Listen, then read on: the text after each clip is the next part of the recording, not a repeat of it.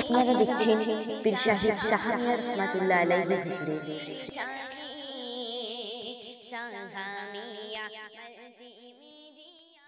نحمده ونصلي على رسوله الكريم أما بعد فأعوذ بالله من الشيطان الرجيم من عمل صالحا فلنفسه ومن أساء فعليها وما ربك بظلام للعبيد. وقال النبي صلى الله عليه وسلم إذا مات الإنسان انقطع عنه عمله إلا من صدقة جارية أو علم ينتفع به أو ولد صالح يدعو له. صدق رسوله النبي الكريم. স্নেহভাজন সভা সঞ্চালক, সম্মানিত স্নেহভাজন বিদায়ী বক্তা, আমার সম্মুখে বসা বয়োজ্যেষ্ঠ মুরব্বী, সমবয়স্ক ভাই, স্নেহাশীষ প্রিয় যুবক ছিলেন, অলক্ষ্যে অবস্থিত পর্দানসীনা স্নেহাময়ী মমতাময়ী মা ও বোন, শুকরিয়া আল্লাহ পাকের দরবারে যিনি এই সুন্দর পরিবেশে দিন শরীয়ত আলোচনা শুনবার উদ্দেশ্যে বসার তৌফিক দিয়েছেন। কৃতজ্ঞতা প্রকাশ করে সকলেই একবার বলি আলহামদুলিল্লাহ। খুব শীত আপনাদের এখানে নাকি? আমার কথা বুঝতে পারছেন কিছু? শীত খুব? আলহামদুলিল্লাহ বলছেন তো মনে হচ্ছে যেন সব ডেঙ্গুতে উঠে আসছে এরকম হালকা। আল্লাহ প্রশংসা করতেও কৃপণতা, কি আল্লাহকে বাজার করবেন? মুখে একটু আলহামদুলিল্লাহ বলতে যদি এত সংকোচ হয় তাহলে আল্লাহর ইবাদত কি করবে? ওটা তো আমার মন না, ওটা তো আল্লাহর মন। একটু মন খুলে বলেন আলহামদুলিল্লাহ। জানেন তো আমি কবরতলায় ওয়াজ করি না, ওয়াজ করি জেনে তো লোকে। আপনাদের ভাব দেখে মনে হচ্ছে আমি কবরতলায় ওয়াজ করতে বসছি। একটু শুকরিয়া আদায় করেন সুবহানাল্লাহ, আলহামদুলিল্লাহ, লা ইলাহা ইল্লাল্লাহ, আল্লাহু আকবার। আল্লাহ কবুল করেন, বলুন আমিন। সকল প্রকারের দরুদ ও সালাম প্রিয় নবীর, সমাবেতভাবে সকলেই আরো একবার বলুন সাল্লাল্লাহু আলাইহি ওয়াসাল্লাম। এই ওয়াজ শুরু করার আগে একবার বলছি, ফেসবুকে দেখলাম দক্ষিণ দেবীপুর জনকল্যাণ সেবা সমিতির উদ্যোগ। তো কল্যাণ এক করা যায়, জ্যান্ত লোকের আর এক মরা লোক। ফেসবুকে লেখা আছে দেখছি মুর্দাদের কল্যাণ তথা ইসালে সওয়াব, তাই লেখা আছে নাকি? আর এই মুর্দাদের কল্যাণের ভিতর দিয়ে জীবন্তদেরও কল্যাণ হয় এই জ্ঞানমূলক আলোচনা শোনার ভিতর। ঠিক না ভুল? তো যারা মজলিসটাতে বসেছে এদের কল্যাণের দরকার আছে। যারা মজলিসে বাদ দিয়ে রাস্তায় ঘুরছেন ওদের কল্যাণের দরকার নেই না? আছে? কথা বলে বলবেন না? বলে ওই পয়সা নেওয়া তুমি কম সর্বনাশ করবেন না, ক্ষতি হবে। কথা জিজ্ঞাসা করছে, মনে রাখুন এটা একটা ক্লাস, এটা একটা ক্লাস। আমি শিক্ষক পড়াতে বসছি, আপনি ছাত্র পড়া নিতে বসছেন। আমার পড়ার প্রতি আপনার যদি সমর্থন না থাকে, সায় না থাকে, তাহলে ও পড়া মাথায় ধরাও মুশকিল, বাড়ি নিয়ে যাওয়াও মুশকিল। সম্মানিত ভাইরা, সেই জন্য একটু কথা বলতে অভ্যাস করা ভালো। তো যারা মজলিসের বাইরে আছেন আমি তাদেরকে অনুরোধ করছি, জনগণের কল্যাণ পরে হবে, আগে নিজেরটা হোক। আগে নিজের কল্যাণটা নিজে বুঝি, নিজের মঙ্গল, নিজের ভালাই আগে নিজের বোঝা উচিত। তারপরে তো পরের কল্যাণের কথা ভাবা যাবে। ঠিক না ভুল? তো যারা ইয়াংস্টার যুবক ছেলে যাদের জ্ঞান বুঝ হয়েছে, শরীয়তের দায়িত্ব তাদের ঘাড়ে পড়তেছে 15 ঊর্ধ্ব বয়স, তাহলে নিঃসন্দেহে তাদের নিজেদের কল্যাণটা আগে নিজেদের কামনা করতে হয়, তারপরে পরের কল্যাণ কামনা করতে হয়। তো আমার নিজের কল্যাণ আমি নিজে বুঝবো না, অন্যের জন্য কল্যাণ কামনা করব, এটা খানিকটা অযৌক্তিক। এই মনে রাখা দরকার, আমি যদি কারোর জন্য সুপারিশ করতে যাই তাহলে আমার সাধু হওয়া প্রয়োজন। নিজে যদি হই অপরাধী, পরের জন্য করি যদি সুপারিশ, ও সুপারিশ তো গ্রান্ট হবে না, ওজন নিজেও অ্যারেস্ট হতে হবে। এটাই যেমন থিওরি, বাস্তব সমাজের রাষ্ট্রের তেমন আল্লাহ। ভাবুন, একজন দস্যু থানায় ধরা পড়েছে, তো এই দস্যুটাকে যদি থানা থেকে ছাড় করাতে হয় তাহলে একজন সাধু ব্যক্তির থানার সঙ্গে যোগাযোগ করা দরকার। কথা বলেন ঠিক না ভুল? ঠিক তো? আর যদি ওই অপরাধীটাকে ছাড় করাতে আর এক অপরাধী যায়, তাহলে একটা তো হাজত খাটছে, যেটা যাবে এটাও হাজতে যাবে। ঠিক না ভুল? আমরা ইসলামের সব করবো মরা লোকের জন্য, সব ইসলামের সব মানে সব রেশানি করব, তো মরা লোকের সব রেশানি করবো। আর আমরা জ্যান্ত যারা সব রেশানি করবো, আমরা যদি আল্লাহর কুদরতের চোখে অপরাধী হই তো আমাদের সব রেশানি যাবে তো? কথা বলছেন দেখেন, হ্যাঁ? তাহলে আগে তো নিজেদেরটা সামাল দিতে হয়, তারপরে তো পরের জন্য উপকার করলে সে উপকারটা মানানসই হয়। সেজন্য আমি মাইকের মাধ্যমে আহ্বান করছি, আমার যেন মনে হচ্ছে রাস্তায় অনেক যুবক ছেলে আছে, তো রাত তো কমই, 9:30 বাজে, ভাবছিলাম কোথায় ঢুকতে একটু লেট হবে, আমি একটা জরুরি ঝামেলায় ছিলাম, রেজাউলকে ফোন করে বলেওছিলাম হয়তো 2-5 মিনিট লেট হতে পারে, কিন্তু শুকরিয়া আল্লাহ, ফার্স্ট সময় আল্লাহ ঢুকিয়েও দিয়েছেন, স্টেজও নিয়েছি। তো একবার আহ্বান করছি, যারা রাস্তার উপরে আছে, যদি নিজেদের ভালো চান আর মুর্দাদের ভালো চান, তাহলে কাজের মানুষগুলো ছাড়া বাকিগুলো মজলিসে চলে আসো। তা না হলে পরের জন্য খালি খাবার কেঁদে লাভ হবে না, আগে নিজের জন্য কাঁদা উচিত। প্রিয় ভাইরা, মহান আল্লাহ কোরআন শরীফে বলেছেন, রব্বানা গফির লানা, হে প্রভু আপনি আমাদেরকে মাফ করে দিন। সুবহানাল্লাহ। এই ক্ষমা চাইতে শিখিয়েছেন আল্লাহ। কে শিখিয়েছে? আল্লাহ। ভাই, আল্লাহ যখন ক্ষমা চাইতে শিখিয়েছেন, তাহলে আশা করা যায় আমরা ক্ষমা চাইতে পারলে আল্লাহ ক্ষমা করবেন। আচ্ছা, আপনি বলবেন ক্ষমা চাওয়ার দরকার নেই, এরকম কোন মানুষ পৃথিবীতে আছে বলে মনে হয়? আছে? কেউ নেই। পীর পীরজাদা মাওলানা মুফতি হাজী সাহেব, যারা সমাজ জীবনে বাস করি, আমরা 100% পাপ মুক্ত, এ কথা হলফ করে বলার ক্ষমতা কারণ নেই। তবে কেউ কম, কেউ বেশি, কিন্তু অপরাধের সঙ্গে বিজড়িত, এটাই বাস্তব। প্রিয় ভাই, কোরআন শরীফে আল্লাহ বলেছেন, ইন্নাস সামাআ ওয়াল বাসারা ওয়াল ফুআদা কুল্লু উলাইকা কানা আনহু মাসউল। প্রত্যেকটা মানুষের কান, চোখ, অন্তর, অন্য এক পাখি আছে জিহ্বা, এই সবগুলো আল্লাহর কাছে কৈফিয়তের মুখোমুখি হবে, সবগুলো আল্লাহর কাছে কৈফিয়ত দিতে বাধ্য হবে। এর মানে হলো এটাই, এই সবগুলোর দ্বারাতে পাপের সম্ভাবনা রয়েছে। কথাটা বাস্তব না বাস্তব? চোখ দিয়ে কোরআন দেখতে পারি, আলেম দেখতে পারি, কাবা দেখতে পারি, বাপ মার চেহারা দেখতে পারি, সব হবে। সুবহানাল্লাহ। ওই চোখ দিয়ে পর স্ত্রী দেখবো, পর কন্যা দেখবো, ওই চোখ দিয়ে দেখবো আমি টিভির পর্দা, পাপ আছে না না? বলেন বলেন। জি ভাই, কান দিয়ে ওয়াজ শুনতে বসেছি, সওয়াব হবে। কান দিয়ে আজান শুনবো, সওয়াব হবে।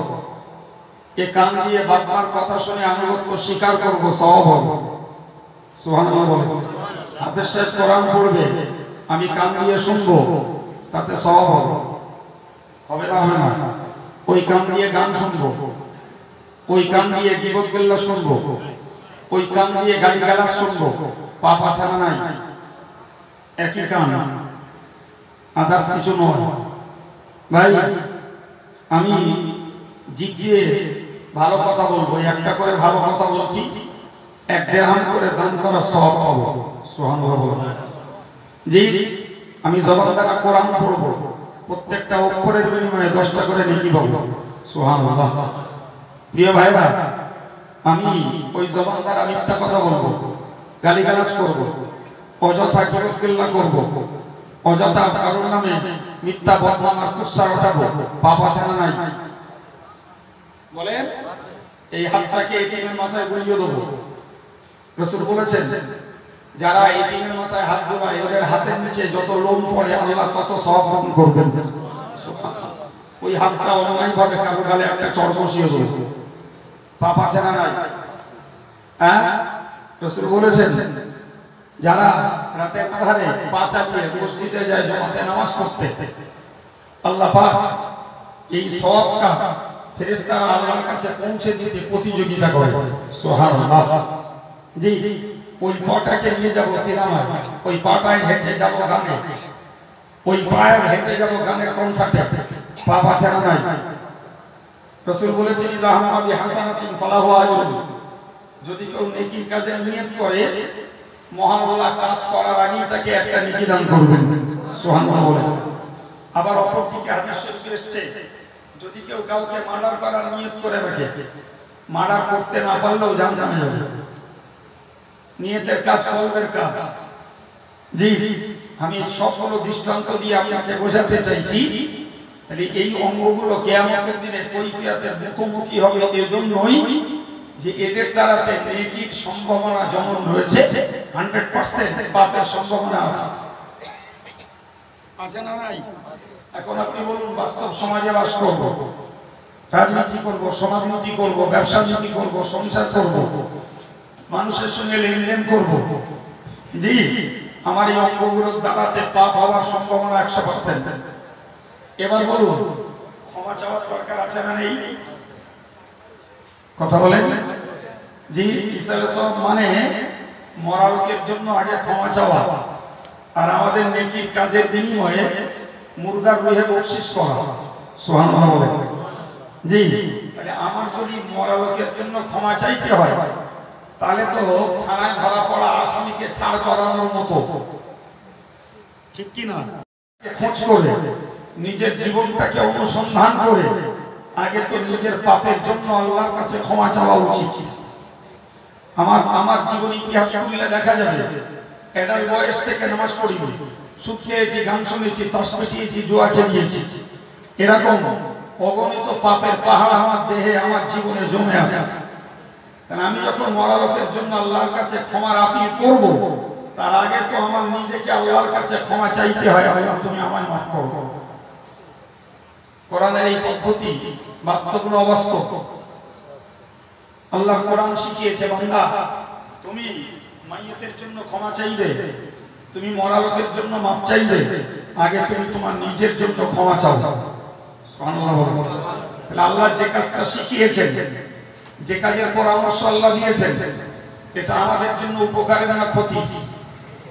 কথা বলেন ভাই। পৃথিবীর একটা শ্রেণী যারা নিজের উপকার, নিজের কল্যাণ, নিজের ভালো নিজে বোঝে না, তারাই হলো পাগলা পাগলা। তারা কারা?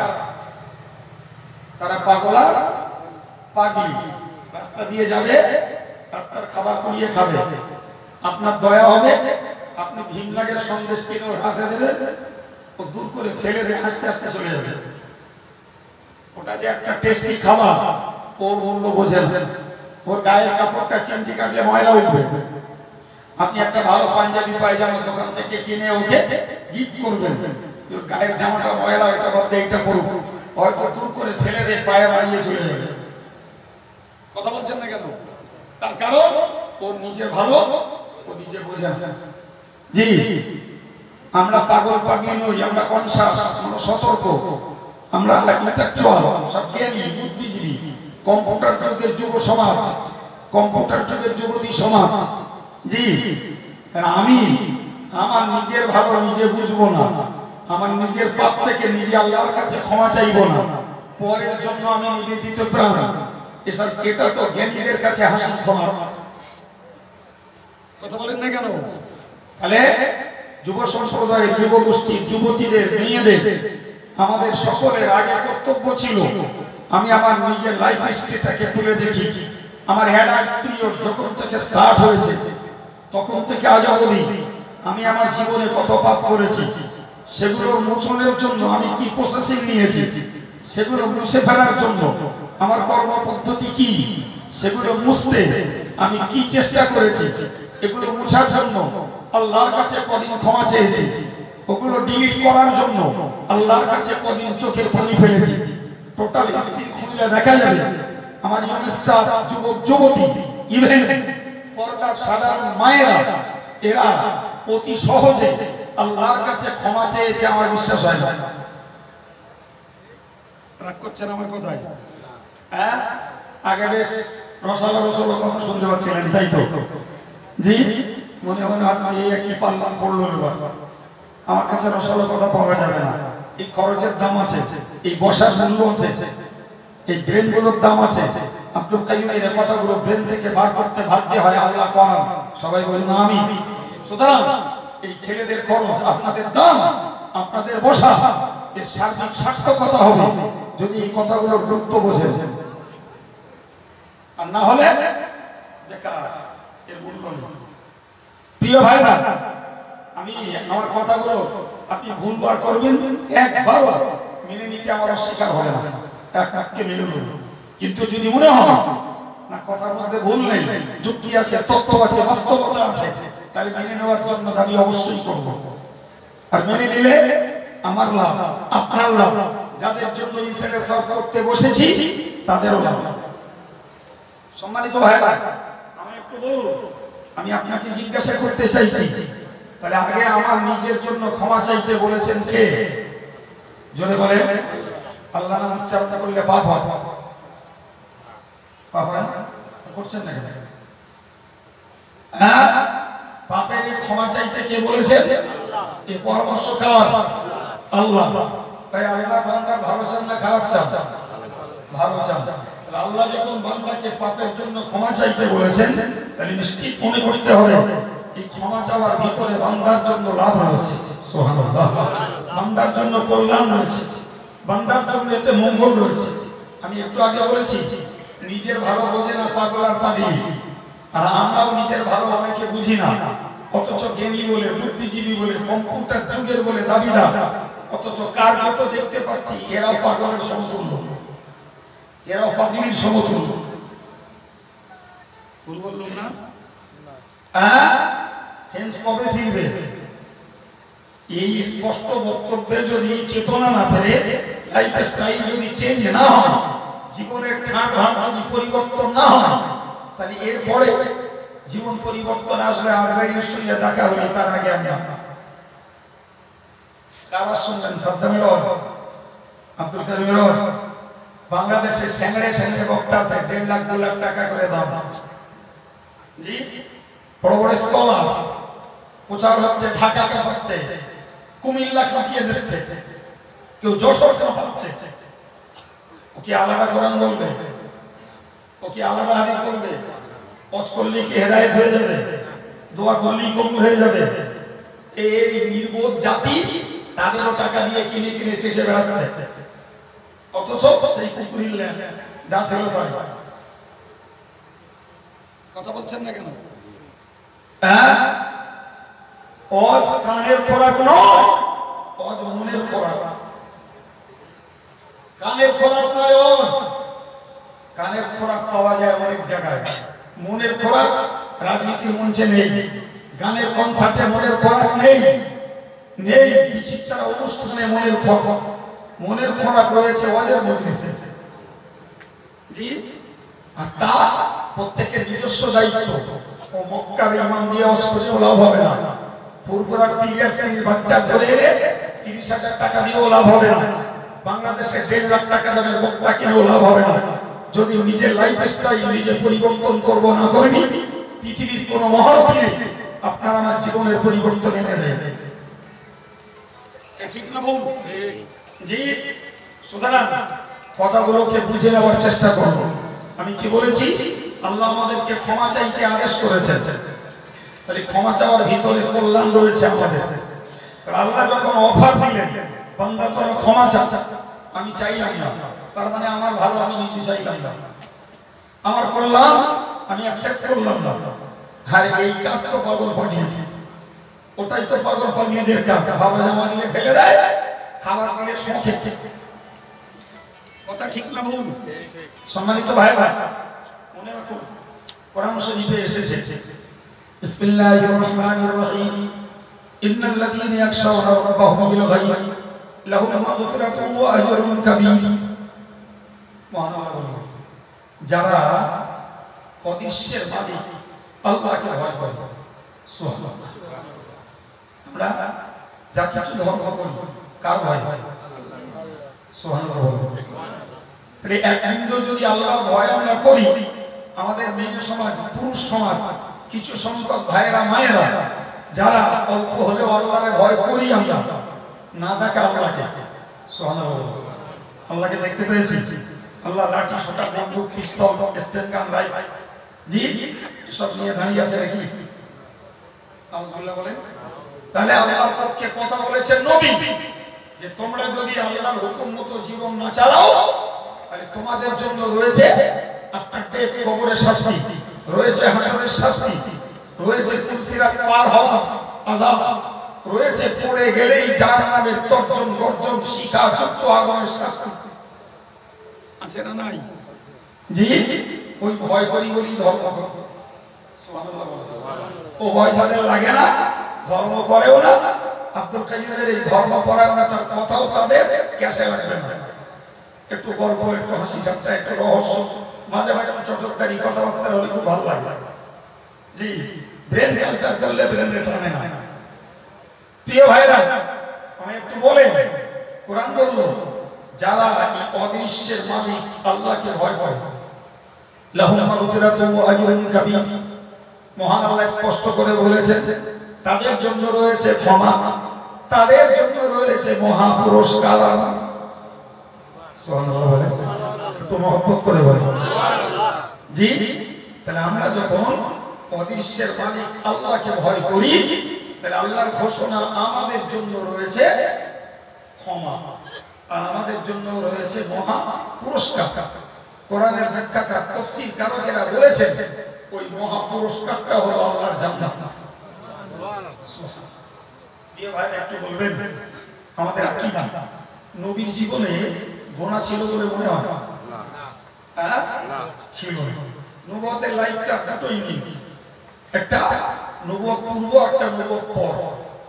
জি, নবুয়ত পূর্ব জীবন রাসূলুল্লাহ 40 বছর, আর নবুয়ত পরবর্তী জীবন হলো 23 বছর।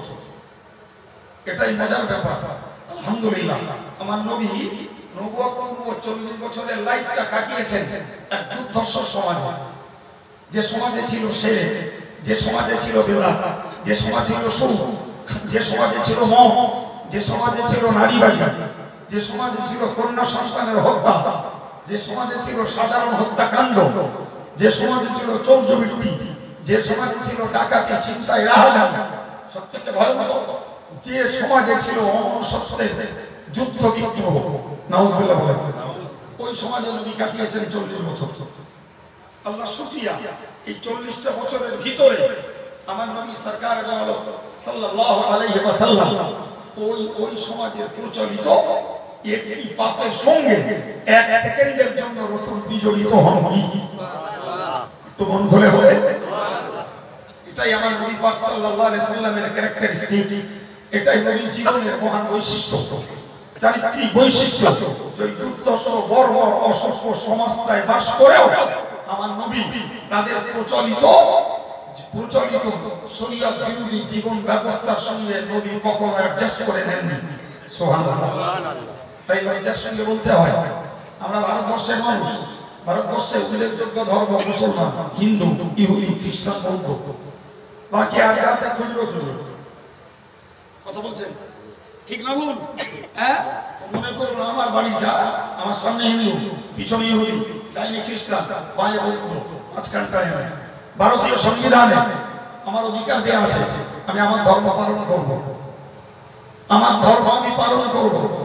প্রিয় ভাইরা, আমার ঘরে আমি নামাজ পড়ব, আমার ঘরটাকে গান শূন্য বানাবো, আমার রোজগারটাকে সুদ মুক্ত করব, আমার ভাষাটাকে আমি গালিগালাজ জীবন মুক্ত করব, আমার জবানটাকে আমি আল্লাহ দেখে সিক্ত করব। সুবহানাল্লাহ বলেন। জি ভাই, আমার ব্যবহারটাকে আমি মধুর করব, আমার মুখের ভাষাটাকে মিষ্টি করব। একটু বুকে হাত দিয়ে বলবেন প্রমাণ সহ যে আমার এই আচরণে হিন্দু, ইহুদি, খ্রিস্টান, বৌদ্ধ কেউ বাধা দিতে পারে? চিল্লে বলুন না। হ্যাঁ, হারগিজ না সংবিধান দ্বারা বাধা দিতে পারে, না গা জোয়ারে করে কেউ বাধা দিতে পারে। পারবে? কোশ্চেন কালে আমি নামাজ পড়বো আমার ঘরের দরজা হিসেবে, আমি জিকির করব আমার দিলে, আমার জবানে, আমি ব্যবহার করব মানুষের সঙ্গে। প্রিয় ভাইরা, তাহলে আমি আমার ইসলামকে, আমার প্রিয় নবীর আদর্শকে আমার জীবনে আমি আমল করব। চার বিরোধী ধর্মের মাঝে আমার বাধা দেওয়ার না রয়েছে সংবিধানে অধিকার, না রয়েছে সমাজের মানুষের অধিকার।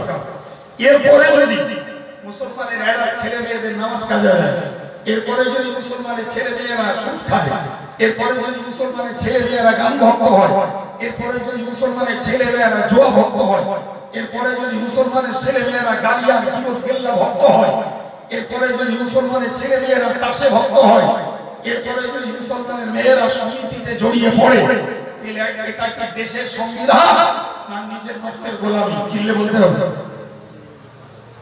বলুন বলুন, নালে ওয়াজ করব না, কথা বলুন। এটা সংবিধান, এটা সরকারের আইন, এটা রাজনীতির নেতাদের চাপ, না এটা নফসের গোলামি? হ্যাঁ, দেশ যে রসতলে যাবে পরে দেখা যাবে। আমি ব্যক্তিগতভাবে আমার অপরাধের রসতলে যাচ্ছে, থাকবে কেনা এনার্জি করতে বললে বাবারে মারে, গরু বন্ধর করলে হাঁকা চেল্লা, তিন তালাকে তালাক দিয়ে দিলি হাঁকা চেল্লা করি। ভাই, নিজের লাইফটাকে নিজে সোজা করবো না, শক্ত স্তরের গাড়ি চাপিয়ে দেবো, এই অবিচার আল্লাহর কাছে চলতে পারে না। চলতে পারে? হ্যাঁ জি, কতটা কথা মাথায় ঢুকছে জানি না, ব্রেনে না থাকতে পারো, ওই জড় পদার্থ মেশিনের ব্রেনে থাকবে। পারেনটা পরে দু চারটা শুনে দেখবেন যে আব্দুল কাইয়ুম কথাগুলো বলছে, কতটা জ্ঞান যুক্তি দর্শন ভরা রয়েছে, কতটা রয়েছে এর ভিতরে। নিজেদের জীবনের পরিবর্তন ঘটানোর মতো রসদার ওষুধ খুঁজে পাবেন ইনশাআল্লাহ। কাজে লাগাবেন না আপনার দোষ, আমি আমার ডিউটি পালন করবো, কাঁটা ঘুরলেই পালাবো। সম্মানিত ভাইরা, তা আমি আপনাকে বোঝাতে চাইছি, উপলব্ধি করুন ভালোভাবে। জি, রাসূল কারীম সাল্লাল্লাহু আলাইহি সাল্লাম তার নবুয়ত পূর্ব ইনিংসে, নবুয়তের পূর্ব যুগে 40 বছর একটি অসামাজিক দলে কাটিয়েছেন, কিন্তু তাকে কোনো অসামাজিকতা স্পর্শ করতে পারেনি। না বলবেন না পেরেছে বলেন? জি জি। তাহলে আমরা যদি অসামাজিকতায় জড়িয়ে পড়ি, দোষটা কার? সরকারের, দোষটা সংবিধান। কথা বলেন না, দোষটা হিন্দু, খ্রিস্টান, বৌদ্ধদের। তা যদি মনে হয় তাহলে আমি আমার নিজের প্রবৃত্তি দাসত্ব করে আমার নিজেকে অপরাধী করে গণ্য করেছি আল্লাহর কাছে। সম্মানিত ভাইরা আমার, মনে রেখে দিন, তাই যদি হয় মনে রেখে দেওয়া দরকার। ভাইরা আমার, প্রিয় নবী সাল্লাল্লাহু আলাইহি সাল্লাম যখন নবুয়তের পূর্ব জীবনে গুনাহ করেননি, তাই নবুয়তের পরবর্তী জীবনে তো গুনাহর প্রশ্ন আর ওঠে না। মহান আল্লাহ কোরআন শরীফে বলেছেন, ইয়াগফিরাকাল্লাহু মা তাকাদ্দামা মিন যামবিকা ওয়া মা তাআখার। জি, ওই আল্লাহ যে আল্লাহ তার নবীকে নবুয়তের পূর্বে এবং পরে সমস্ত রকমের গুনাহ থেকে নবীকে হেফাজত দিয়েছেন। সব রকমের গুনাহ থেকে আল্লাহ তার নবীকে হেফাজত দিয়েছেন। জি, এবার শুনুন মজার কথা। আল্লাহ পাক কোরআন শরীফে বলেছেন, ওই নবীকে লক্ষ্য করে, আস্তাগফিরুহু ইন্নাহু কানা তাওয়াবা। ও নবী, তুমি তোমার মালিকের কাছে, তোমার প্রভুর কাছে তুমি ক্ষমা প্রার্থনা করো। ওই আল্লাহ তোমার জন্য তওবা কবুলকারী, অতীব ক্ষমাকারী। একবার চিল্লিয়ে বলা যাবে না সুবহানাল্লাহ? আল্লাহু আকবার। আমরা কোরআন থেকেও পেলাম, আমি যুক্তিতেও আপনাকে বুঝিয়েছি, ঐতিহাসিক তথ্যে বুঝিয়েছি, নবীর কোনো গুনাহ নেই, ছিল না। এরপরেও ওই নবীকে আল্লাহ বলছেন, নবী তুমি ক্ষমা চাও। কিছু কথা মাথায় যাচ্ছে? আচ্ছা, যে নবীর গুনাহ নেই এই নবীকে আল্লাহ ক্ষমা চাইতে বলছেন, জি? তাহলে আমাদের জন্য আল্লাহর পক্ষ থেকে ক্ষমা চাওয়ার নির্দেশটা আসার সম্ভাবনা বেশি না কম? নবীকে যদি ক্ষমা চাইতে হয় তাহলে আমাদের ক্ষমাটা অল্প চাইলে হবে না বেশি চাইতে হবে? বেশি চাইতে হবে। আর আমাদের কর্মটা পুরো 100 ডিগ্রি উল্টো, চাইতে হয় বেশি আর আমরা মোটেই চাই না। নাউজুবিল্লাহ বলা যাবে? সব মিলে একবার বলুন। আমাদের এই অভ্যাসটা পাল্টাতে হবে, আমাদের অভ্যাসটা পাল্টাতে হবে। গোটা জগতে পীর ওলিদের সমীক্ষা, সারাদিন তারা কাটাবার পরে রাতে যতটুকু বিশ্রাম করতেন তার আগে তারা একবার হলেও নয় একাধিকবার আল্লাহর কাছে তারা ক্ষমা চাইতেন, হিসাব করতেন। আজকে সারাদিনে আমার কটা পাপ হয়েছে, সারাদিনে নেকির কাজ কটা করেছি। আলহামদুলিল্লাহ, যারা পীর ওলি বুজুর্গ তাদের জীবনে নিশ্চিত পাপের তুলনায় নেকির পরিমাণ বেশি, ঠিক কি না? এরপরেও তারা হিসাব কষে আল্লাহর কাছে ক্ষমা চাইতেন একটা চিন্তায়, জি দিনের ময়লা দিনে সাফ হোক। সুবহানাল্লাহ। দিনের ময়লা দিনে সাফ হয়ে যায়, জি এটা ছিল পীর ওলিদের আদর্শ নীতি। আমরা পীর ওলিদের ভক্ত, আমরা দিনে পাপ করতেই আছে, সাফ করার কোনো টেনশন আমাদের নেই। পাপ যত করতেই রয়েছে, সাফ করার কোনো চিন্তা ভাবনা আমাদের মধ্যে নেই। প্রিয় ভাইরা, রাসূল করিম সাল্লাল্লাহু আলাইহি ওয়াসাল্লাম মিরাজে গেলেন, তো রাসূল বলছেন আমাকে জিবরিল আমিন আলাইহিস সালাম একটা জায়গায় নিয়ে গেলেন, যে দেখলাম একটা বিস্তীর্ণ জঙ্গল। কি দেখতে পেলেন? বিস্তীর্ণ জঙ্গল। তো এই জঙ্গলটা দেখে কিছু কাঠুরিয়া কাঠ কাটছে, যে যার মতন কাঠ কাটছে আর কাঠের বোঝা তৈরি করছে। কিন্তু রহস্যজনক ব্যাপার হলো, বোঝাটা তৈরি করে ওই বোঝাটাকে যখন তুলতে গেল তো কেউ নিজ ক্ষমতায় সেই বোঝা তুলতে পারলো না, আর কেউ কাউকে হেল্প করলো না। এ ভাই তোরটা আমি তুলে দিচ্ছি, তোমারটা তুই তুলে দে, এরকম কোনো হেল্পার কেউ হলো, যার বোঝা তাকে তুলতে হবে। কিন্তু কেউ তুলতে পারলো না, মাটি ছাড়া করতেই পারলো না। তো মাটি ছাড়া যখন করতে পারলো না, তাই এরপরে ছিল তাদের জন্য বুদ্ধিমত্তার পরিচয়টা কমিয়ে দেওয়া। ওই পদার্থগুলো ফের আরো কিছু কাটকাটে ওই বোঝা চাপা। প্রিয় নবী বলেন, ওই সময় হতবাক হয়ে সঙ্গে জিবরিলকে বললাম, ইয়া কে জিবরিল মান হাউলা, বললাম ও ভাই জিবরিল, এই বোকাগুলো কারা যারা নিজে কাঠের বোঝা নিজে চলতে পারে না, অথচ বোঝা হালকা না করে আরো কাঠ চাপায়, এরা কারা? হযরত জিবরিল বললেন, ইয়া রাসূলুল্লাহ, এই ছবিটা আপনাকে দেখিয়ে দেওয়া হয়েছে, এটা আপনার উম্মতের একদল নারী পুরুষের কর্মকাণ্ড, যারা জীবনব্যাপী শুধু পাপই করবে, তওবা করে পাপের বোঝা হালকা করবে না। এটাই হলো তাদের একটা মূর্খতার চিত্র।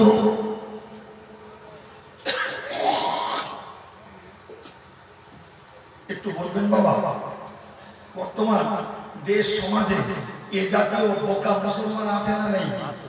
আমি অমুসলমানদের রোধ করতে বসি। এটা ভারতবর্ষ, এটা ভারতবর্ষ। বাংলাদেশের বক্তাদের মতো বক্তৃতা এখানে করা যাবে না। আমার সংবিধানের অধিকার নেই, আমার সংবিধানের অধিকার নেই। যদি আদার্স কোন ধর্মকে, ধর্ম অবলম্বীকে কনভিন্স করবে, সঙ্গে সঙ্গে অ্যারেস্ট। বাংলাদেশের বক্তারা বক্তৃতা করে, ভারতের ছেলেরা মনে মনে করে, ও ওই বক্তা আমার একটা সব হেদায়েত হয়ে যেত। তুমি কচু বোঝো, ভিতের আমল বোঝো, কথা বুঝতে পারেননি? ও দেশে চলে 16 কোটি মুসলমানের দেশ, ওখানে অন্য জাতিকে ডাকতে বলা যায়, এখানে বলা যাবে? কথা বলছেন না কেন? স্টেজ থেকে নামতে দেবে না, তার আগে অ্যারেস্ট হয়ে যাবে।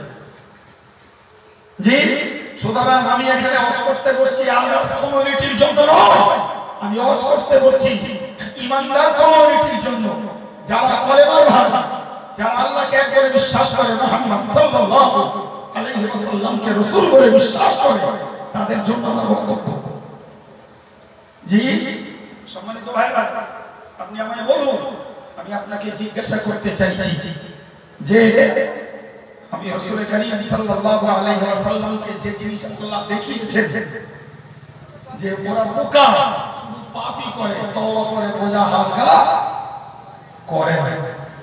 জি এই দলে লোক বেশি না কম, একটু তাড়াতাড়ি বলে বেশি, বোধ হয় শতকরা 80 জন বললে ভুল হবে, 90 জন বললে বোধহয় ভালো হয়,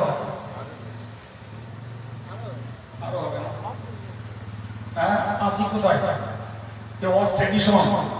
শুধু প্যান্ডেলের গেটা, জি শুধু সময়ের শ্রেষ্ঠ শ্রেষ্ঠ বক্তা মৌলানা সাদ্দাম হোসেন, আব্দুল কাইয়ুম, মৌলানা রজবাই, হেভি হেভি বক্তা, কামাই কিছু ধরতে হবে না, হ্যাঁ কামাই ধরা লাগবে না। আমার এই জন্য মাঝে মাঝে বলতে ইচ্ছা হয়, এই যে প্যান্ডেলের সাউন্ড দিয়েছে কত ভালো এক খামসা নেবে না, নেবে না। আর আমাদের যে কোনো বক্তা, আমি যতটুকু জানি, এতে নিক্রিয় বক্তা কেউ নেই, উইদাউট কন্ট্রাক্টের বক্তা, তবুও বিবেকের তাড়নায় ফেল খরচ, পথ খরচ, রাত জাগা, কষ্ট, অজের দাম না, কোরআন হাদিসের দাম না, সময় আর শ্রমের বিনিময়ে একটা মানবিকতার বিবেচনা করে এদেরকে একটা হাদিয়া দেওয়া হয়।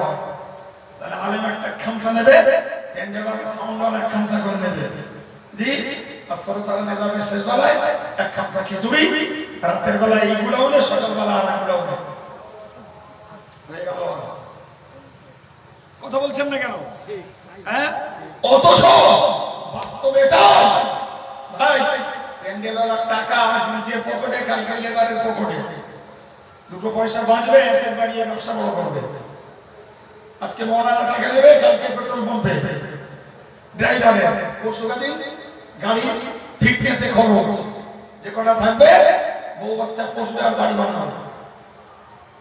কথা বলে বাড়ি থাকবে, মৌলবি মরে যাবে। জি তাহলে প্যান্ডেলওয়ালা যা দিচ্ছে ওর মূল্য নয়, আর একটা দিচ্ছে ওর মূল্য নয়। যদি কথাগুলো যদি শ্রোতারা নিত, এটাই ছিল শ্রেষ্ঠ মূল্যবান সম্পদ। এটা দুনিয়াতেও যেমন নিজের, মরার পরেও এটা নিজের সঙ্গে যাবে। ঠিক কিনা বলেন? আর আমরা এমন কপাল পোড়া, সেইগুলোই বাদ নাই, যেটাই লাভ বেশি সেইটা বাদ, যেটা আজ আমার কালকে লোকে, আরে এটাই তো টাকার চরিত্র, ওটাই তো টাকার স্বভাব, আজ আমার পকেটে কালকে আপনার পকেটে। টাকার মানি তো হলো না জানা, ও আসে আর যায় কারোর কাছ থেকে নাকি হবে, কথা বলেন না কেন? কিন্তু আমল, কথা বলে আলহামদুলিল্লাহ, আমাদের সঙ্গে যে সম্পর্ক গড়ে ওর কাছেই থেকে যায়। ওতে বাপের ভাগ নাই, মার ভাগ নাই, বউর ভাগ নাই, ছেলের ভাগ নাই, মেয়ের ভাগ নাই, বন্ধুর ভাগ নাই, যারা তার কাছে চিল্লে বলেন সুবহানাল্লাহ। জি ভাই জ্ঞানের কথা বলছি না অজ্ঞানতার কথা বলছি, একটু বলবেন? আল্লাহ বলাচ্ছেন, আমার যোগ্যতা নেই, ভরসা আল্লাহ। জি কথায় সবার কল্যাণ রয়েছে। প্রিয় ভাইরা, তাহলে আমরা যদি শুধু গোনাই করি, বোঝা হালকা করার চেষ্টা না করি, তাহলে রাসূলকে মিরাজে যা দেখানো হয়েছে সেই সূত্র অনুযায়ী আমরা বোকা না জ্ঞানী, বোকা। হ্যাঁ আমি যদি বলি যে জমানার লোকেরা বোকা, আমরা তো বাড়ি হাট দেবে না, আমরা বোকা, বিএ, বিটি, এমএ, আইএস, আইপিএস, ডব্লিউবিসিএস, আমরা প্রধান, আমরা মেম্বার, জি আমরা বোকা। হ্যাঁ আমরা মাধ্যমিক, আমরা উচ্চ মাধ্যমিক, আমরা কম্পিউটার ম্যান, জি আমরা কম্পিউটার অপারেটর, আমরা সোশ্যাল নেটওয়ার্কের মাস্টার, আমরা সারা নেট ঘাটতে বেড়াচ্ছি, আমরা বোকা। তুমি বলছো কত লেখাপড়া শিখে জ্ঞানী হয়েছো? বলবে না, বলবে না, আমার একটু বুঝিয়ে বলবে, ঘেনু আছে মাথায়। তুমি বোকা না থাকি, যে নিজে ভালো নিজে বোঝে না, যে বোঝা টানতে পারে না সেই বোঝা তৈরি করে, এ শুধু বোকা না, এ তো সুপার ইগনোরেন্ট, ও তো মোস্ট ইগনোরেন্ট, ও তো সব থেকে বড় বোকা, একটু বোকা না। জি সম্মানিত ভাইরা আমার, মনে রেখে দিন, বিশ্ব নবী মুহাম্মদুর রাসূলুল্লাহ সাল্লাল্লাহু আলাইহি ওয়াসাল্লামের নবুয়তের পূর্ব আর পরে কোনো গুনাহ ছিল না। ওই নবী নামাজ পড়েছেন, সহিহ বুখারীর বর্ণনায় এসেছে, একটা তাবাররাত কদামাহু, নবী নামাজ পড়েছেন, নামাজ পড়ে দাঁড়িয়ে পা দুটো ফুলে গেছে। ভাই যারা দাঁড়িয়ে আছে একটু বসলে আমিও খুশি হব, আপনারও কষ্ট করব। হাত যদি বলেন নদীর বসতে বলি খসবো, তাহলে ভাই বসতে হবে না, দাঁড়িয়ে থেকে দুটো সম্ভব। যদি একদিন জীবনের পরিবর্তন আসে। জি প্রিয় ভাই, কি বলেছি, কি বললাম?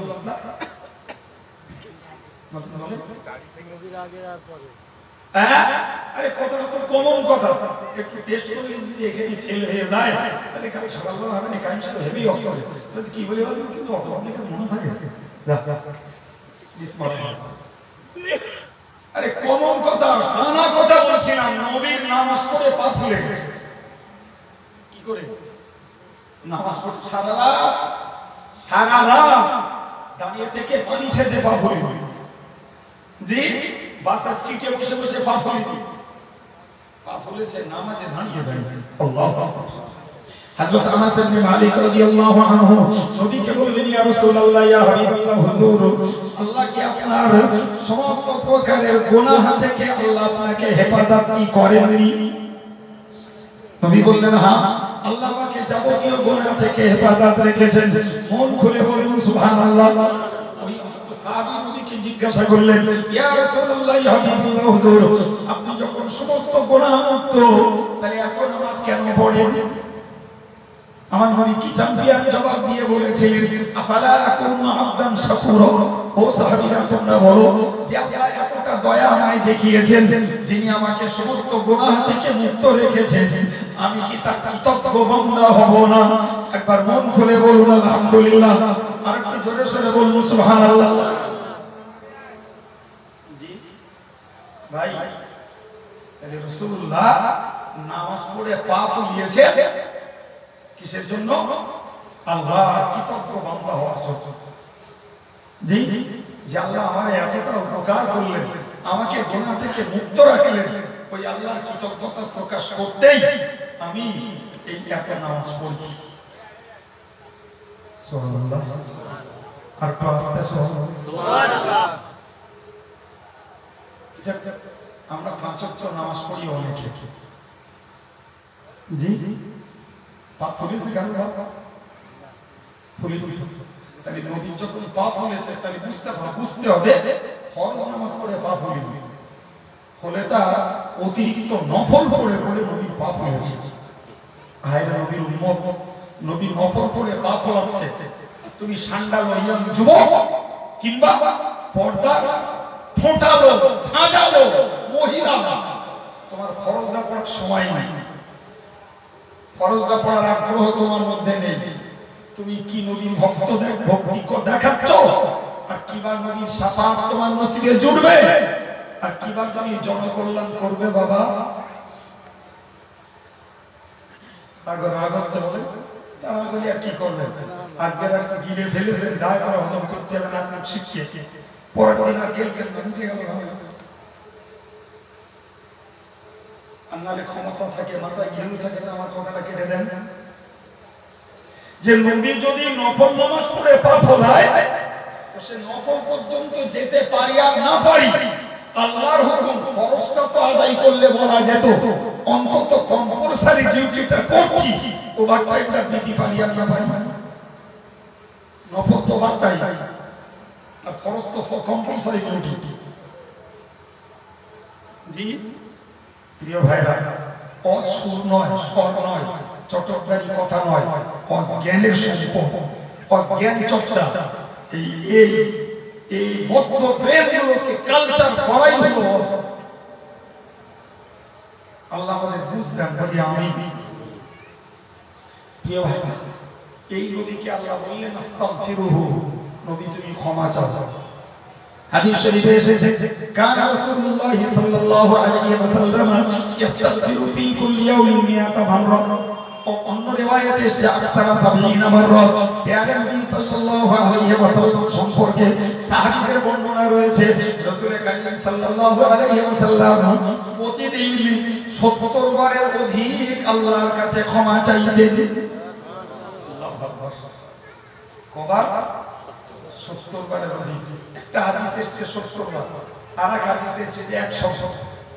তাহলে বলা যায় দুই হাদিসের সমন্বয় হলো নিচে 70 বার আর উপরে 100 বার।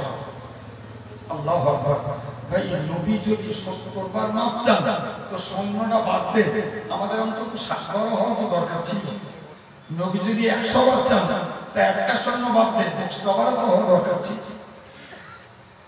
প্রিয় ভাইরা, আপনি তো বলবেন হুজুর আপনার লোকে ক্ষমা চায় না, আপনি কি করে বুঝবেন? খুব তো বলতেছেন, কি করে চায় না বুঝবো? বাবা অতটুকু যদি বুঝতে না বলা যায় তাহলে ৩ বছর বাংলা জুড়ে ঘুরে আর কি করবো? জি একটু বলবেন ক্ষমা চাওয়ার মৌলিক শর্তটা কি জানেন না? হয়তো সময় খাওয়াবো না, সময়ের মধ্যে বেশি কথা বলে ফেলি, দুটো জ্ঞান সেইগুলো হারাম নাপাক বস্তুতে পরিণত হয়েছে। কথা বুঝেন? আর ওই পেশাবখানা পায়খানা ওটা হলো শয়তানের আড্ডাখানা। ওটা কি কথা বলেন, কি বলিস ওটা? ছেলে পেলেতে ডাক পড়া তো জানে না, স্কুলে যারা আমার বয়সের ধরবো আমার কথাই বলি, সারাদিন 3টে পর্যন্ত ক্লাস করলে মাস্টাররা লাইনকে দাঁড় করে গেছে যে পড়ছে কয় কয়া কাতের কা কয় হর্ষি কারের কি পড়িল মনে আছে? কেন বলেন? সারাদিন ওই বই আর মাস্টার নেজা পড়েছি, ওই ডাক পড়লি ওর থেকে মনে থাকে বেশি। সুর করে বলতো একে চন্দ্র পক্ষ সুর করে কি হয় ব্রেনে ক্যাচ করে বসে। জি আমি মাঝে মাঝে ডাক পড়াচ্ছি, আপনারা তো পড়তেছেন না, কি করে ব্রেনে ধরবো? জি সম্মানিত ভাইরা, কি বুঝাচ্ছিলাম যে রাসূলুল্লাহ ক্ষমা চাইতেন দুটি কারণ। একটা বলেছি ভালো ভালো খাবার খেয়েছি, সেটা আমার মধ্যে নোংরামিতে পরিণত হয়েছে, আল্লাহ তোমার মাফ করে দেবে। একজন কিসের তার মুরিদদেরকে বলেছে যে তোমরা ফিরে যাও, যে যা পারো খারাপ জিনিস আমার কাছে হাজির করো। কি আপনি বলেছে? কারো চিন্তা এসছে সুতরাং বস্তু খারাপ, খুঁজে বুঝে তাই একটা নিয়েছে, কারো চিন্তা এসছে পায়খানা খারাপ তাই একটা নিয়েছে, যার ব্রেনে যা এসছে যার যা মনে হয়েছে নিয়েছে। সারাদিন পরে শেষ বেলায় একজন লোক আর একজনের দিয়ে দুটো হাত নিয়ে বেঁধে ঈশ্বরের দরবারে হাজির। কি ব্যাপার? অন্য লোকগুলো মুরিদগুলো দেখে হাসতেছে, পাগলের কাজ দেয়, আমরা পায়খানা আনলাম এর বস্তু তার বস্তু পচা বস্তু এনে গেল, আর পাগল নিজে কাঁদতে বেঁধে তেরে ঈশ্বর বলছে কি ব্যাপার তুমি কিছু খারাপ পাওনি? বলছে হুজুর আমি তো খুঁজে বুঝে দেখেছি খারাপ আম।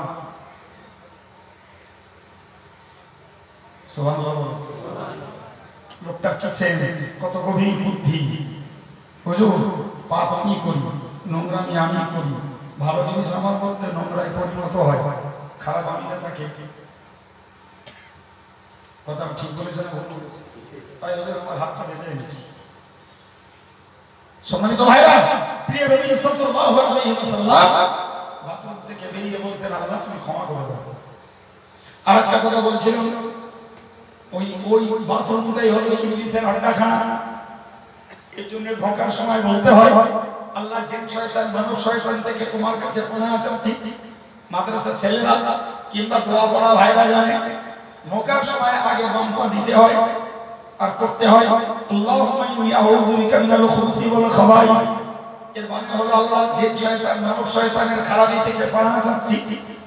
জি আভ্যন্তরীণ মত হলো ওইখানে জিন শয়তান মানব শয়তান যত আছে, খুদে শয়তান বড় শয়তান ওখানে গিয়ে বেশি শয়তানি করে।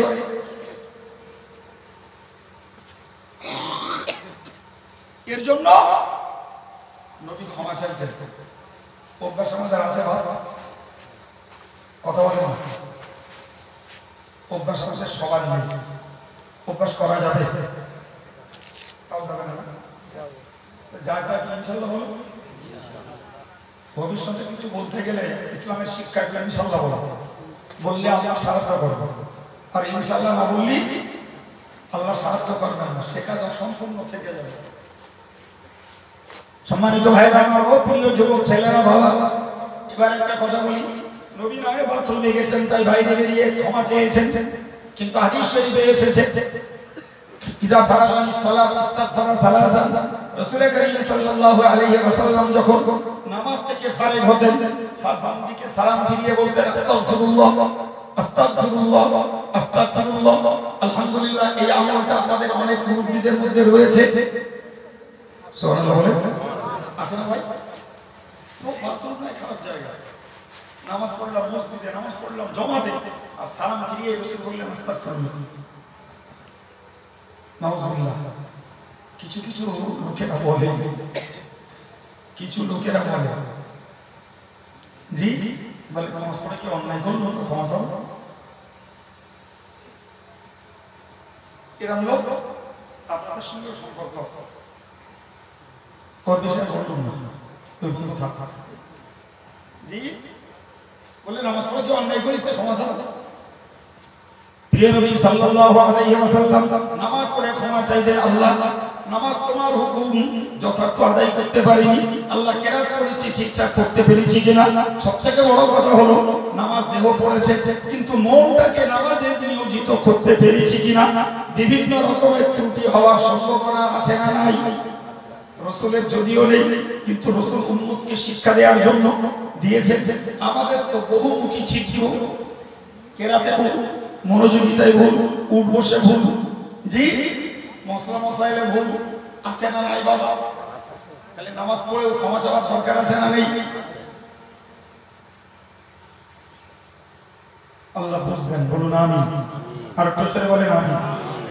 একটা ছোট্ট তথ্য বলে বক্তব্য ছাড়ব। একবার দরুদ শরীফ আল্লাহুম্মা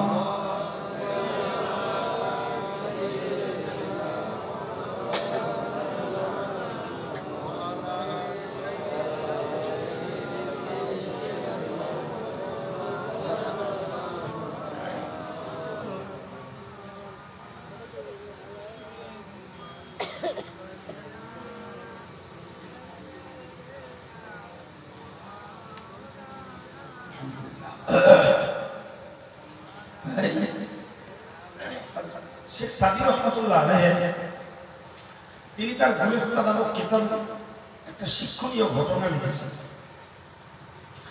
ঘটনাটা খুব ছোট কিন্তু ভীষণ জ্ঞানী।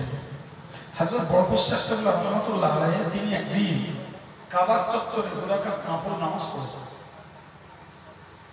আর নফল নামাজ পড়ে আল্লাহর কাছে দুটি হাত তুলে কাঁদতেন, দোয়া করতেন। একটা দোয়া, রব্বুল আলামিন আল্লাহ তুমি হয় আব্দুল কাদেরকে ক্ষমা করো, অন্যথায় কিয়ামতের দিনে আব্দুল কাদেরকে তুমি অন্ধ করে দিলো। কটা দোয়া? দুটো দোয়া। একটা হলো আব্দুল কাদেরকে ক্ষমা করো, অন্যথায় তুমি কিয়ামতের দিনে আমাকে অন্ধ করে দিলো। যেমন বলেছেন মুখে বিনোদীর ভাষা, তেমন চোখ দিয়ে অঝরে পানি ঝরিয়েছেন। হুজুরের দোয়া যখন শেষ হয়েছে, ভক্ত মুরিদের দোয়া বললেন, হুজুর বান্দা যত বড় হোক আল্লাহর কাছে বান্দা ছোট। ঠিক না ভুল? জোরে বলো।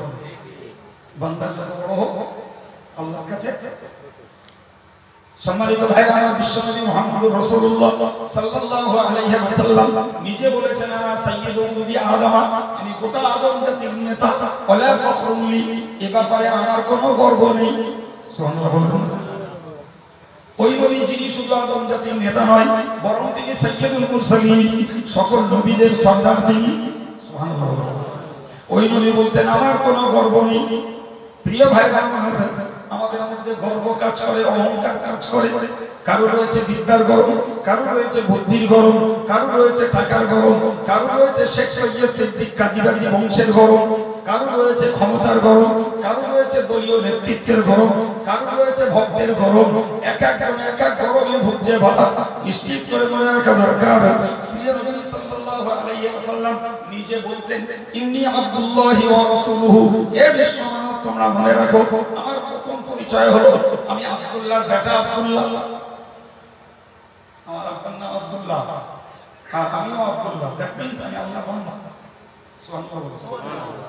আমার আগের পরিচয় আমি হাবিবুল্লাহ নই, আগের পরিচয় আমি রাসূলুল্লাহ নই, আগের পরিচয় আমি সাইয়্যিদুল মুরসালিন নই, আমার আগের পরিচয় আমি শাফিউল মুসলিমিন নই।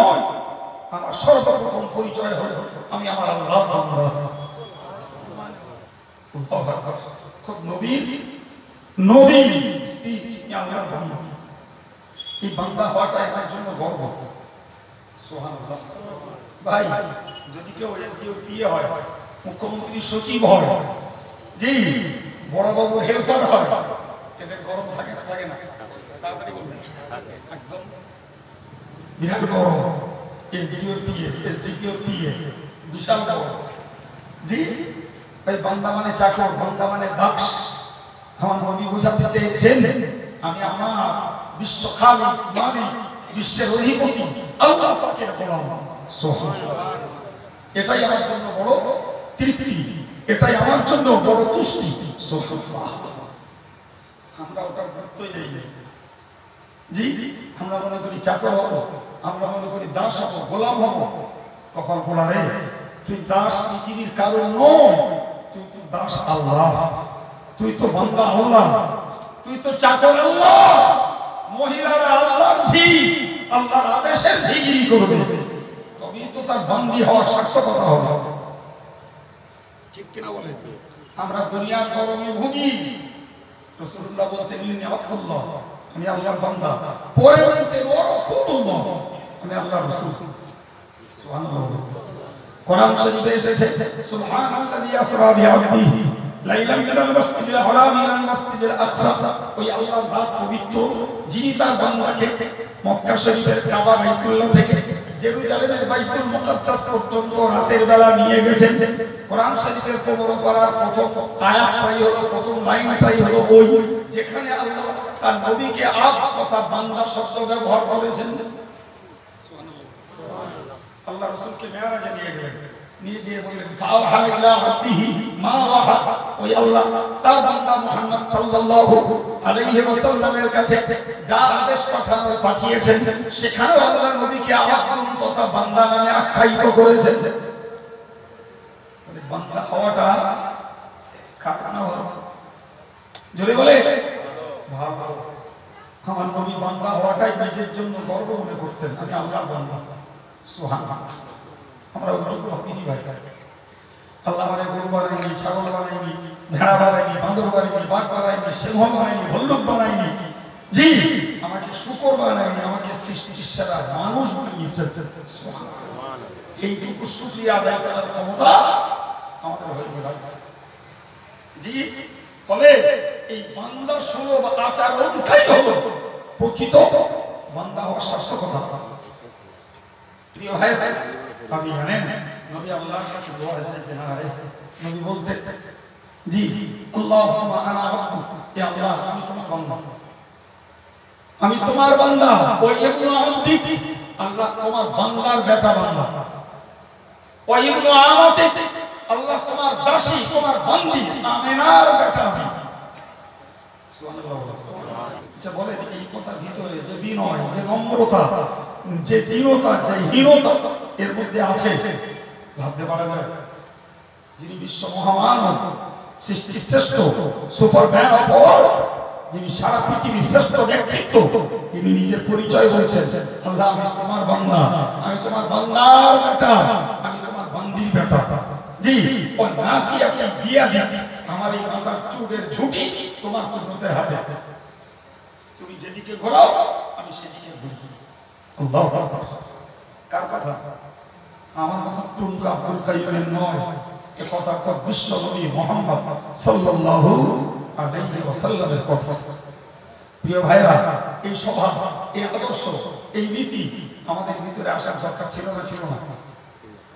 কথা বলেন, কথা বলেন। যদি এতটুকু স্বভাব আমাদের মধ্যে আসতো, আমরা জিন্দেগিতে কোনোদিন বংশের গরমে, টাকার গরমে, নেতৃত্বের গরমে, বুদ্ধির গরমে, ক্ষমতার গরমে ফেটে পড়ে জানতাম যেতাম না। আল্লাহ আমাদের হেফাজত করেন, বলি আমিন। আর একটু জোরে বলেন আমিন। সম্মানিত ভাই, রাসূলুল্লাহর বক্তব্য আমি কি বোঝাচ্ছিলাম, যে বড় বিশ্বাসগুলোর ভক্তরা মনে আছে না ভুলে গেছে? বড় বিশ্বাসটা বলল, বান্দা যত বড় হোক আল্লাহর কাছে ছোট। নবী যদি আল্লাহর কাছে ছোট হয়, তাহলে বড় হওয়ার আর কে আছে? আর কেউ আছে? মানসিকতা তৈরি করি আমরা আল্লাহর কাছে ছোট হব। আল্লাহর কাছে কি হব? ছোট হব। নবী আল্লাহর কাছে দোয়া চাইতেন, আল্লাহুম্মা জাআল ফি আইনি সাগীরা ওয়া ফি আইনিন নাসি কাবীরা। রব্বুল আলামিন, আল্লাহ আমার চোখে তুমি আমাকে ছোট করে দেখাও, অন্যের চোখে তুমি আমাকে বড় করে দেখাও। নবীর দোয়া, আল্লাহ আমি যেন নিজের ছোট মনে করি। সুবহানাল্লাহ। জি, মান তাওয়াযা লিল্লাহ রাফাআল্লাহ। যে লোকটা আল্লাহর জন্য ছোট হয়, আল্লাহ তাকে বড় করে দেয়। সুবহানাল্লাহ। যে আল্লাহর জন্য ছোট হয়, আল্লাহ তার মর্যাদাকে সমুন্নত করে দেয়।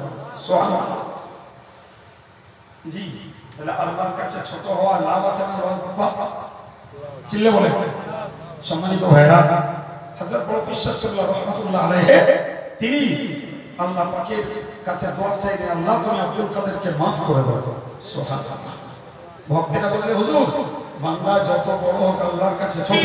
ফলে আপনি আল্লাহর কাছে দোয়া চেয়েছেন ছোট হওয়া, এর জন্য আমরা একদম আপত্তি করছি না, কিন্তু আপনি একটু বলবেন যে কেন অন্ধ হওয়ার দোয়া চাইলেন? কেন অন্ধ হওয়া? প্রশ্নটা করার দরকার ছিল না, ছিল না? কথা বলো। জি, হযরত বড় বিশ্বাসুল্লাহ বলেছিলেন, আমি অন্ধ হওয়ার দোয়া এই জন্যই চেয়েছি বাবা, যদি আব্দুল কাদের কিয়ামতের দিনে আল্লাহর কাছে ক্ষমা যদি না পায়, তাহলে আব্দুল কাদেরের ঠিকানা হবে জাহান্নাম।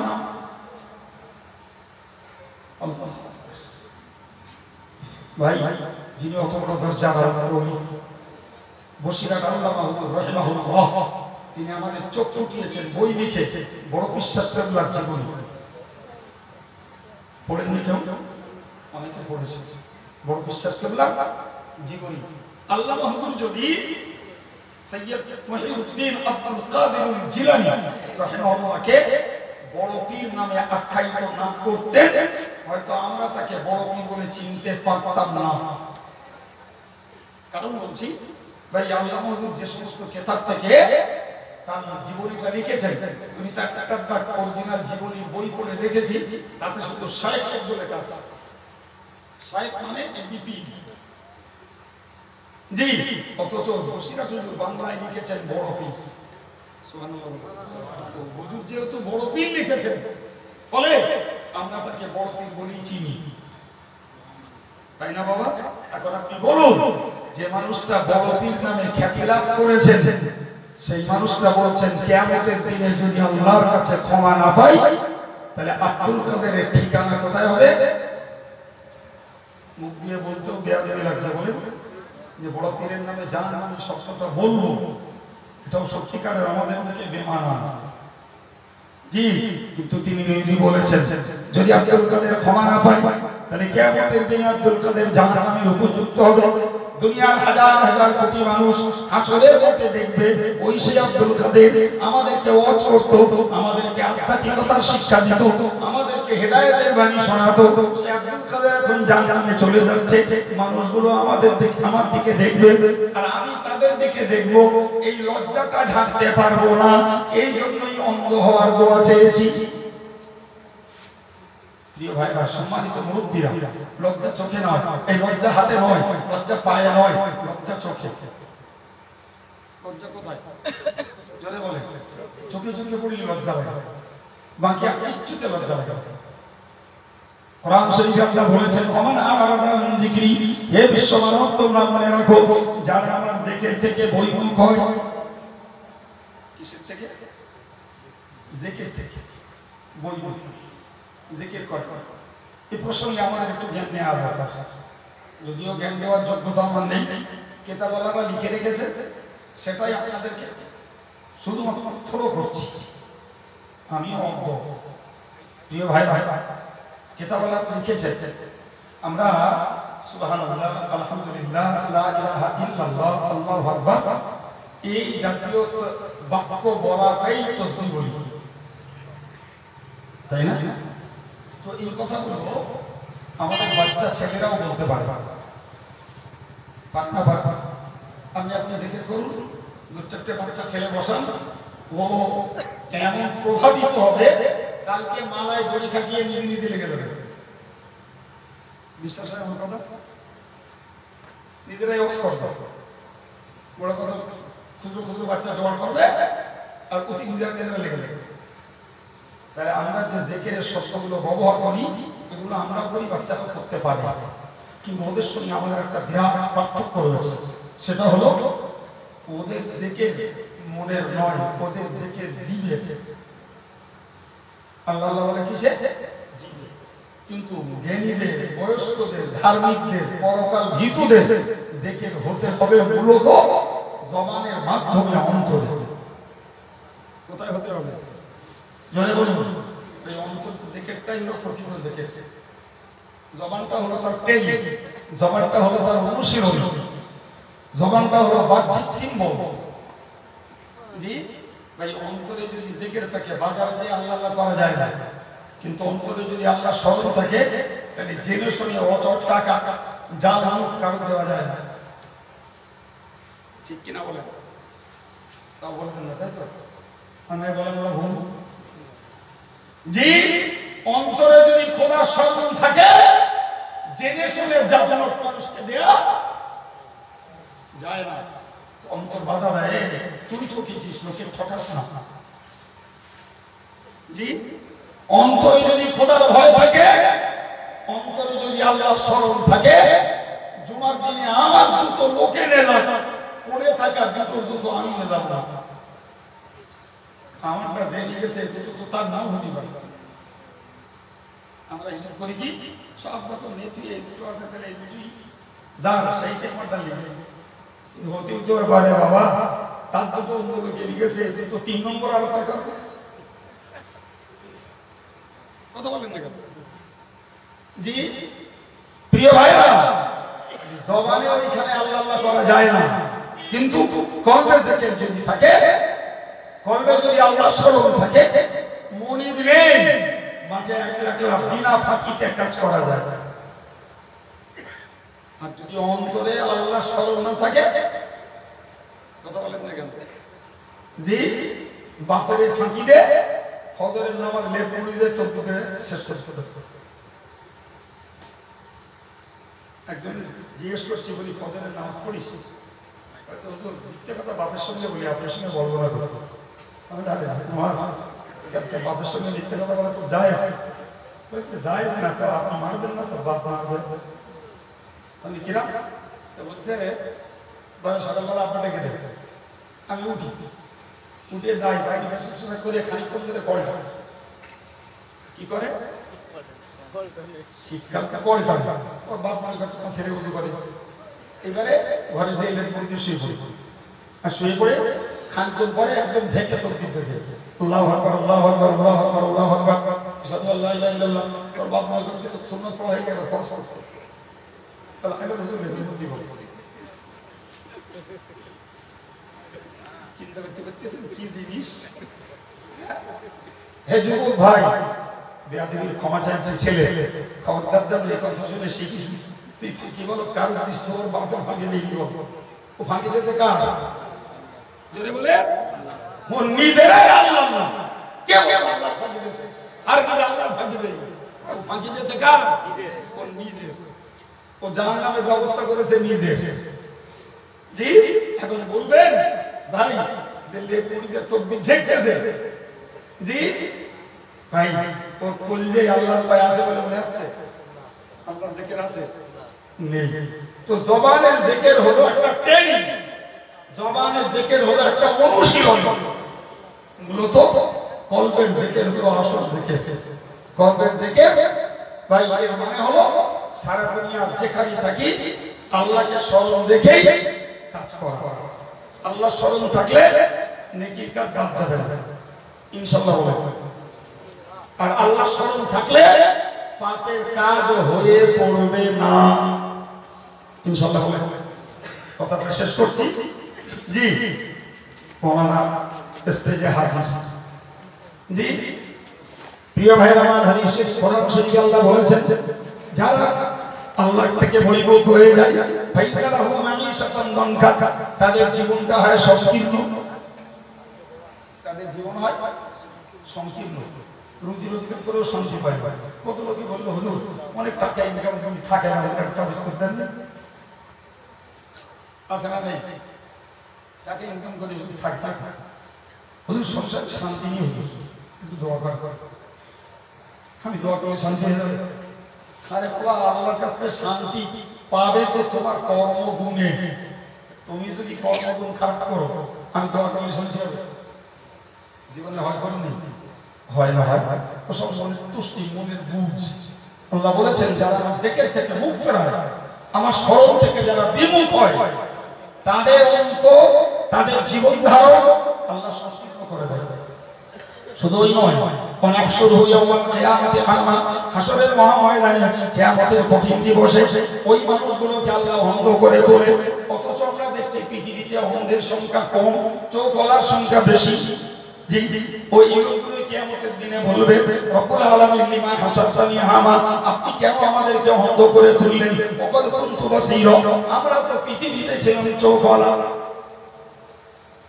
পৃথিবীতে চোখওয়ালার সংখ্যা বেশি, অন্ধের সংখ্যা কম। অথচ কিয়ামতের দিনে দেখা যাবে অন্ধের সংখ্যা বেশি, চোখওয়ালার সংখ্যা কম। জি এরাই যখন প্রশ্ন করবে আল্লাহ আমরা দুনিয়ায় চোখওয়ালা ছিলাম, আজ কেন অন্ধ? আল্লাহ বলেন কাযালিকা আতাতকা আয়াতুনা ফানাসিতাহা, তোমার কাছে গেছিল আমার নিদর্শন, তোমার কাছে গেছিল আমার হুকুম, তোমার কাছে পৌঁছে গেছিল কোরআন হাদিসের বর্ণনা, আলেমের মুখ থেকে কিতাব পড়ার ভিতর থেকে তোমরা পেয়েছিলে আমি আল্লাহর হুকুমাবলী, অথচ সেগুলোকে তোমরা ভুলে গেছিলে, ওগুলোর কোনো মূল্য দাওনি, ওগুলোর কোনো দাম দাওনি। সুতরাং কাযালিকা ইয়াওমা তুনসা, তুমি যখন আমার হুকুমগুলো দুনিয়াতে ভুলেছিলে, আজকের দিনে আমি আল্লাহ তোমাকে রহমত দিয়া ভুলে গেলাম। বা তোমাকে আজকে ভুলে যাওয়াই হলো, তুমি আমায় ভুলে গেছো, আমি আল্লাহর কিচ্ছু হইনি, কিন্তু আজকে আমি ভুলে গেলাম তোমায়, তোমাকে রহমত দিয়ে হেফাজত করলাম না, এখন তোমার সামলাবে কে? প্রিয় ভাই, কথাটাকে কমপ্লিট করার জন্য বললাম, কিন্তু আমার মূল সাবজেক্ট ছিল এটাই। বড় বিশ্বাস করলাম যদি এত বড় মহান ব্যক্তিত্ব হওয়া সত্ত্বেও, যিনি আধ্যাত্মিক জগতের শ্রেষ্ঠ গুরু, শ্রেষ্ঠতম আলেমে দ্বীন, ভাই তিনি যদি আল্লাহর কাছে নিজের দীনতা প্রকাশ করে ক্ষমা চান, তাহলে আমাদের মতো ক্ষুদ্র টুনকো শত ছিদ্রের এই ইবাদতকারী আবেগ বান্দাগুলো, ইবাদত ভোলা, আমল ভোলা যুব সমাজে, যুবতী সমাজে আল্লাহর কাছে কতটা ক্ষমা চাওয়া দরকার। প্রিয় ভাই, সেই গোড়ায় শুরু করেছিলাম, কথাটাকে কমপ্লিট করতে জি শুরু বলছি। আজকের আমাদের ছেলেরা এই সবার আয়োজন করেছে দক্ষিণ দেবীপুর জনকল্যাণ সেবা সমিতির ডাকে মহান ঈসার সওয়াব মাহফিল। তো আমি একটা কথাই শুধু বলেছি, প্রায় 1.5 ঘন্টা হয়ে গেল, 5 মিনিট বাকি। যে একটা কথাই বলেছি যে যদি মুরগাদের জন্য ক্ষমা চাইতে হয়, তাহলে আগে নিজের লাইফ হিস্ট্রিটাকে, নিজের ব্যাক হিস্ট্রিটাকে খুলে দেখতে হবে যে আমি আল্লাহর কাছে আসামি না তো। আমি যদি হয়ে আসামি, তাহলে আরেক আসামিকে ছাড় করাতে যাব, আমি হয়ে যাবো অ্যারেস্ট। মনে আছে সেটা তো ভুলে গেছে? থানার আসামিকে ছাড় করাতে হলে সাধু ব্যক্তির থানায় যে যোগাযোগ করা দরকার। অপরাধী যদি থানায় যায়, একটা হাজতে আছে আর একটা হাজত খাটবে। সুতরাং আল্লাহর কাছে যদি মৃত আত্মার জন্য ক্ষমা চাইতে হয়, কোরআন আমাদেরকে ফর্মুলা শিখিয়েছে, রব্বানা ফির লানা। এইটুকু বাক্যের তাফসীর করে এই কথাগুলো আল্লাহ বলিয়েছেন যে আমি এইটুকু বুঝিয়েছি, আমাদের নিজেদের আগে ক্ষমা চাইতে মননশীলতা, মানসিকতা গঠন করা দরকার। যে যুবকরা যদি শিক্ষাটা নেন, তাদের জীবনের পরিবর্তন আসবে আশা করি। ইমানদার মুরব্বীরা যদি শিক্ষাটা নেন তাহলে তারা আমৃত্যু ইনশাআল্লাহ এই নীতির উপরে কায়েম থাকবে আর পাপ মুছে আল্লাহর কাছে একজন সাধু ব্যক্তি হয়ে যাওয়া যাবে বলে আশা করা যায়। আল্লাহ আমাদের এই মানসিকতা বক্তা শ্রোতা কর্তৃপক্ষ সকলের জন্য মঞ্জুর করুন, বলুন আমিন। ভাই আমি ওয়াজ করেছি মানে আমি সাধু নই, আমিও আপনার মতো আমাদের ময়দানের একজন আসামি। দোয়া চাই আল্লাহ তৌফিক দেন আমিও যেন আমার বক্তব্যের উপরে কায়েম থাকতে পারি। সবাই বলেন আমিন। সম্মানিত ভাইরা, বিদায়ের আগে আপনাদের কাছে বলবো এতটুকুই কথা। জি, আপনারা জানেন আমাদের সংগঠনের অনেকগুলো প্রতিষ্ঠান চলে। জি, এবারে লকডাউনে সবাই কণ্ঠসার অবস্থার ভিতর দিয়ে প্রতিষ্ঠানগুলো আলহামদুলিল্লাহ টুকটাক আবার চলতে শুরু হয়েছে। কোনো কোনো প্রতিষ্ঠান ফুল ফিল ওপেন হয়ে গেছে, পুরোপুরি চলছে। আল্লাহ হেফাজত করে, আমিন। জি, তো আমাদের নিজেদের অনেক দান রয়েছে আমাদের প্রতিষ্ঠানগুলোর প্রতি, জামিয়ার প্রতি, দক্ষিণ দেবীর ভাইদেরও দান আছে। জি, যারা সংগ্রহ করে, যারা দেয়, সবার জন্য দিল ভরা দেওয়া। সর্বোপরি আল্লাহ পাক তাদের প্রতি রহমত করেন, সবাই বলি আমিন। সর্বোপরি আপনাদের গ্রামে রয়েছে একটি উল্লেখযোগ্য প্রতিষ্ঠান, তার প্রতিও আপনাদের দান রয়েছে। আল্লাহ সেটি উন্নত পঠন পঠনের ভেতর দিয়ে কায়েম রাখেন। সর্বশেষ দাওয়াত দিচ্ছি, সবে আমাদের বছর খাদিজা সভাটা কমপ্লিট হয়েছে। সামনে বৃহস্পতিবার আমাদের সংগঠনের প্রাথমিক প্রতিষ্ঠান তালিকারা মাদ্রাসা তার বাৎসরিক ইসলামের সহ 9 তারিখে রাতে হয় খতম কোরআনের দোয়ার মজলিস, 10 তারিখে দিনের বেলা হয় বাৎসরিক ইসলামের সব সকাল 10টা থেকে মাগরিব বাদ একটি সুন্দর জিকিরের মজলিস হয়, সব মিশালি হয়ে যায়। দুপুরে একটু মেহমানদারি থাকে। জি, একটু দাওয়াত দিলাম, যদি কারোর মনে হয় অসনার অভাব আপনাদের নেই, জি মহব্বত করেন আমাদেরকে, সেই খাতিরে পারলে আমাদের প্রাথমিক প্রতিষ্ঠানটাতে যাওয়ার জন্য দাওয়াত দিলাম। সর্বোপরি আশা করি সংগঠনের সুবৃহৎ উচ্চশিক্ষা প্রতিষ্ঠান জামিয়া ইমানিয়ার কথা আপনাদের ভুল হয় মাশাআল্লাহ, ভুলে যান নাকি? হ্যাঁ, 1 তারিখ 2 তারিখ 3 তারিখ মনে আপনাদের আছে। কেবলমাত্র আমি তার গোলাম হয়ে, খাদেম হয়ে শুধু হক পালন করছি, দাওয়াতটা দিচ্ছি। আল্লাহ চাই সার্বিক সহযোগিতা সহ জামিয়ার দাওয়াত রইল। আবার এত ভাইকে পাবো, তাই দাওয়াতটা দিলাম, সব কবুল করুন আমিন। আসসালামু আলাইকুম। প্রাণ খুলে উচ্চ আওয়াজ ভাই একটু দাবি করছে দোয়া করার জন্য, শেষ দোয়া মাওলানা করবেন, আমি একটু হাত করছি। আল্লাহ আলহামদুলিল্লাহি রাব্বিল আলামিন ওয়াসসালাতু ওয়াসসালামু আলা সাইয়্যিদিল মুরসালিন ওয়া আলা আলিহি ওয়া আসহাবিহি আজমাইন। মেহেরবান আল্লাহ, আমরা তোমার মহাপাপী বান্দা, এমন পাপ নেই যে আমাদের দ্বারা হয়ে পাপের ধারে মুখে মেখে পাপের বোঝা মাথায় তোমাকে গফুর আর গফফার বলে বিশ্বাস করে 2টি হাত উঠিয়েছি। আল্লাহ আমাদের পাপগুলোকে তুমি মাফ করে দাও আল্লাহ। তুমি ক্ষমা না করলে আমরা যাবো কোথায় আল্লাহ? আমরা পাপ করবো বলি তুমি নাম নিয়েছ গফফার, তোমার গফফার নামে রসিলায় আমাদের পাপগুলোকে মাফ করে দাও আল্লাহ। আজকে সুন্দর এই দিন আলোচনার মজলিসটাকে কবুল করো। যাদের শ্রম, যাদের পয়সা, যাদের একান্ত ইচ্ছা, দৈহিক হিকমতের বিনিময়ে এই মজলিসটা সুন্দর হয়ে উঠেছে, সকলের প্রতি রাজি হয়ে যাও, সকলকে তুমি কবুল করো আল্লাহ। যারা হেদায়েত পেয়েছে তাদেরকে আমরণ কায়েম রেখে দাও। যারা আজও হেদায়েতের পথে ফিরতে পারেননি তাদের অন্তরে হেদায়েত, দ্বীনের মহব্বত, আমলের মহব্বত তুমি পয়দা করে দাও। সংসারের সঙ্গে ধর্মটাকে নিয়ে বাঁচার জন্য তৌফিক তুমি নসিব করো আল্লাহ। বিপদ দিলে ধৈর্য দাও, রোগ দিলে তুমি শেফা দান করো, সমস্যা দিলে সমাধান আল্লাহ। খাস করে তোমার কাছে দোয়া চাই আমাদের জন্য, আমাদের পরিবারের জন্য, বিশেষত আল্লাহ উঠতি প্রজন্মের যুবক ছেলেগুলোর অন্তরে আল্লাহ দিলের মহব্বত জুগিয়ে দিয়ে আমাদের সবার জন্য জাহান্নামের আগুনটাকে হারাম করে জান্নাতুল ফিরদাউসের যোগ্য বানিয়ে তুমি মওত দিও। সাল্লাল্লাহু তাআলা আলা নবিয়িল কারীম ওয়া আলা আলিহি ওয়া আসহাবিহি আজমাইন ওয়া হামনা মা'হুম বিরহমাতিকা ইয়া আরহামার রাহিমিন ওয়া বিহাক্কি লা ইলাহা ইল্লাল্লাহ